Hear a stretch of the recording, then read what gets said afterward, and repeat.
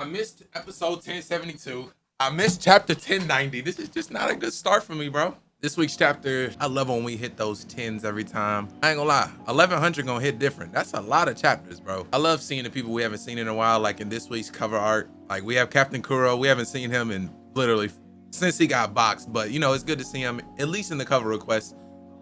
He's reading a book with some black cats.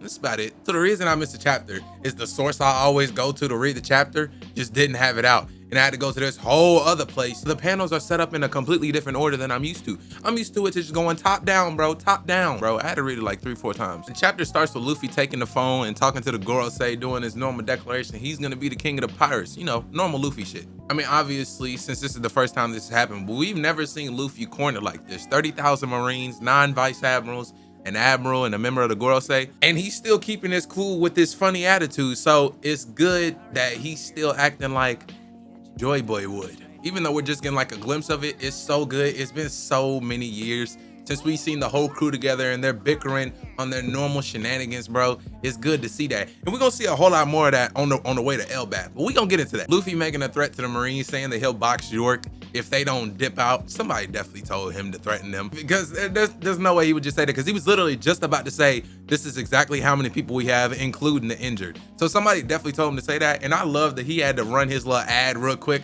Luffy, running for King of the Pirates. So it turns out from chapter 1089 to chapter 1090 that Robin was there the whole time, because it looks like, or at least it seems like, from chapter 1089 to 1090, that conversation is still going on with the Gorosei, and Robin was just sitting there next to the phone, so she just wasn't drawn in the final little picture of everyone that was in the room in 1089, which makes sense. I thought she was in the lab, you know, researching stuff, but apparently she was fighting. She got a whole bunch of cuts and stuff, you know, Chopper had to take care of her. I thought she was just, you know, writing down the stuff on the voice entry, at least what she could know from the robot. There's a couple of things to know. First of all, there's this little tiny little panel that Big News Morgan is getting like real-time information on what's going on. Like he's reacting at the same time as everyone else is. You know, Vivi, you know, good to see her, and Wappo not so much. But obviously he has someone on the inside that's telling him what's going on. I just want to know who. Now, is it just me, or is like people from like the old times? Because I feel like the girls say they've been here for a long time.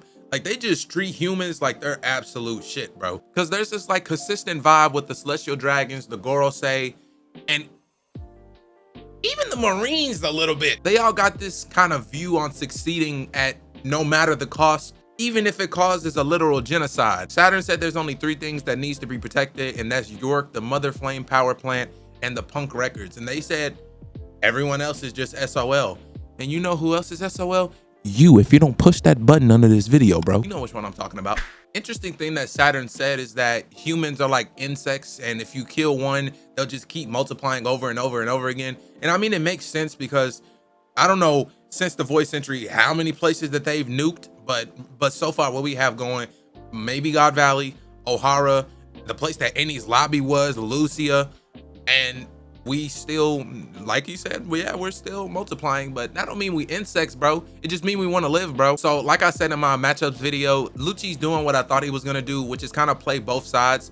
He's feeding Saturn information on what's going on, and also he's, you know, kind of chilling back and making himself, you know, kind of not noticeable, while everybody else is, you know, kind of doing what they need to do. Kaku and Stussy, like they're both chilling. Stussy's helping out Vegapunk, and Kaku's just relaxing. But Lucci, he's got a plan. I like the quick little cameo they made downstairs showing that the CP9 agents aren't all dead, and, you know, they're being fed. So it's good to see that, you know.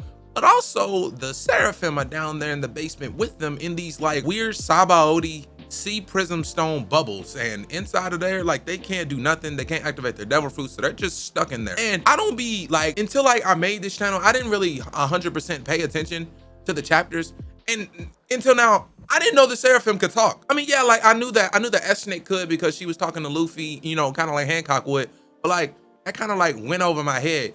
And then it was Mihawk's Seraphim that was like, there's no way they have us in this bubble like this. I was like, wait, they talk? I wanted to talk about something real quick. So apparently lineage factors does a lot more than we think it does, which could lead to some crazy theories. But simply what was talked about in the chapter was Hancock's lineage factor that was cloned and give to S-Snake was able to transfer Hancock's feelings towards Luffy from Hancock to S-Snake, because S-Snake feels some type of way towards Luffy and like they said, looks down on everyone except for Luffy. But that's kind of, I'm not saying it's weird, but it's kind of weird that that is transferred simply from someone's lineage factor.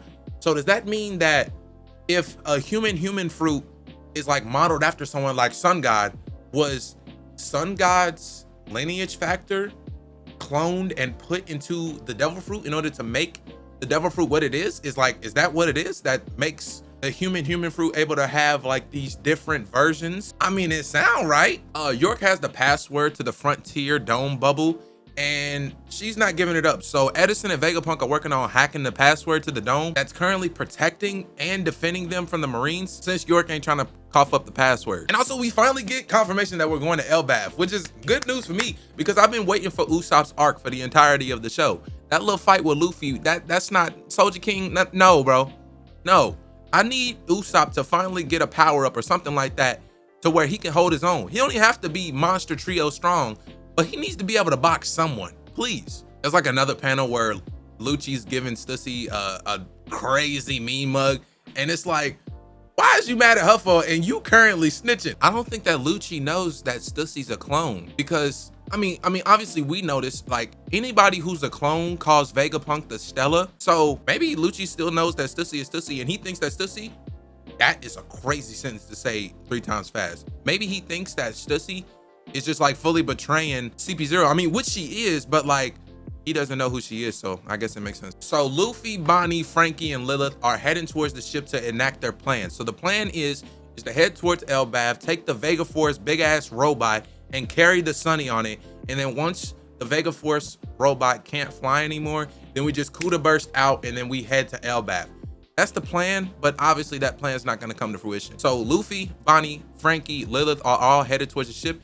And we get like a cute little hint that Bonnie might be interested in Sanji because he's strong and he can't cook. But like, of all people, Sanji, I don't think Bonnie's someone that I would pursue, because like, there's a lot of weird situations that happen. Because like, she can turn into a kid and an old woman at the same time. And then she can turn other people into kids and old men or women at the same time. I don't think that's a oop that you should dunk, bro. I don't know. I mean, it's a W, but it's like a half W. So like a V?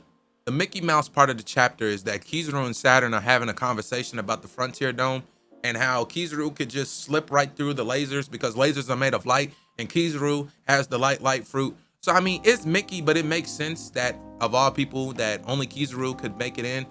And I'm glad that Kizaru decided not to and, you know, show a little bit of personality and that he has his own ideals too. He said that his friend Sentomaru, his duty is to protect what's currently in front of him. And him being who he is, he has to respect that and he has to box him. And can I get a quick little pat on the back? Because I said in my matchup video, Sentomaru gets absolutely slapped by Kizaru, that Kizaru is gonna fight Sentomaru. I don't even want y'all to tell me that, you know, oh, you was right. I ain't even gonna say I told you so, but I told you so. It's just good to know that Kizaru has his own individuality and his own ideals as well. And he decided, you know, he can't ignore Sentomaru because that's just not the right thing to do, at least for him. Now, this is just like a hope, not really a prediction. I hope that the fight doesn't end in Sentomaru being completely knocked out, because he's supposed to have the world's best defense, but he's not gonna beat Kizaru. Like, that's just not gonna happen. It's just not gonna happen. But I hope that Kizaru wins and doesn't like either fully, I don't think he's gonna kill Sentomaru. I hope he doesn't like knock him out, because he sent the Mark III pacifistas to start wrecking shit. Like, the raid starts now. Like the siege, it starts now. The pacifistas, they are about to start handling business, attacking Marines and all that. But I just hope that Sentomaru is still gonna be able to control these pacifistas after the fight, because hopefully that defense doesn't get him completely killed or knocked out.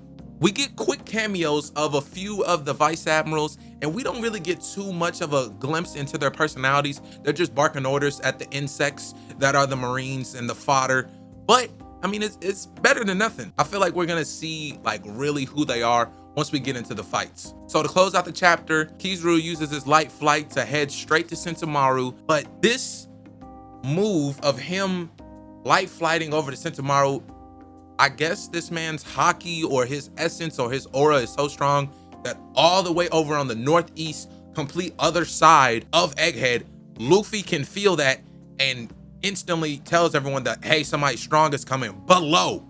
I mean, I understand that Kizaru is the GOAT admiral, but come on, Luffy, you boxed Kaido. You can't be acknowledging people like this, bro. So the chapter ends with Sentomaru starting his fight with Kizaru, the pacifistas starting their fight with all the fodder, Luffy beginning the plan that Vegapunk set up with the Vega Force robot, and the Sunny heading towards Elbaf.